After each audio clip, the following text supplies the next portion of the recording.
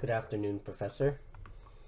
Here I am presenting to you my Lab 9 trend prediction for our class for 104. So we'll start off with the data science, risk factor identification, trend prediction, which I use COVID-19 for, and the game development. For the job interview Q&A, that will be provided in the zip file I sent to you later. So I want to start off with the data science or risk factor identification. It's this one. This is essentially the CSV for the risk file, and here you have a bunch of variables, and the risk category here will give different colors for risk. If I run this, it should give me a long number of sentences like this, and it will end in this. Let me go down and wait a bit. There you go.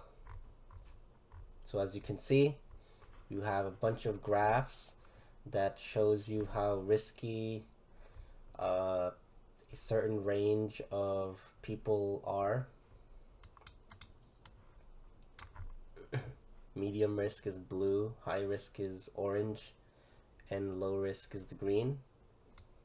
So ideally, when we see green, we always give them the loan, and when we see blue, we tentatively decide to give them the loan, and every time we see orange, we don't give them the loan unless we are desperate.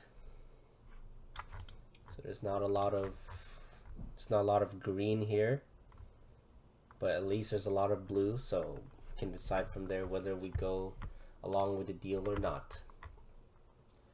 And then we have our trend prediction regarding COVID-19 cases. We were supposed to use the first 3 months to predict the next 3 months. And the way I did this is through a polynomial in the 10th degree. And this is what I got. This is the prediction, but in reality, this is the actual COVID-19 cases that occurred the next 3 months. Which is wrong, obviously, but in the first 3 months, there was a much larger spike, and it flattened out later on, but our program is supposed to use the first 3 months to predict the next 3 months, so it wouldn't have known all the other factors that would have gone into flattening this curve. Hence, you have this prediction, pure mathematical prediction. Now moving on to our dance program, I have my code here.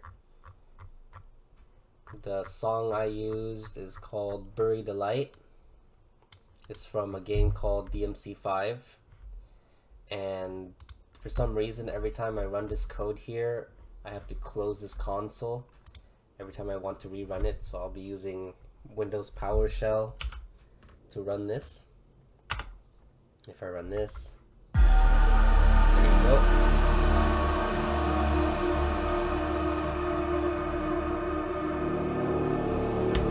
To follow the order.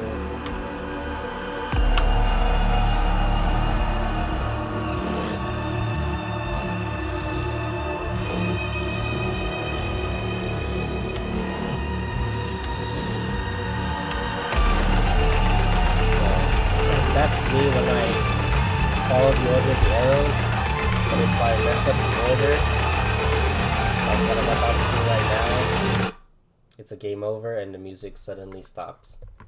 So that is my programs for Lab 9. Thank you for listening, Professor, and I wish you a good summer. Talk to you soon. Thank you.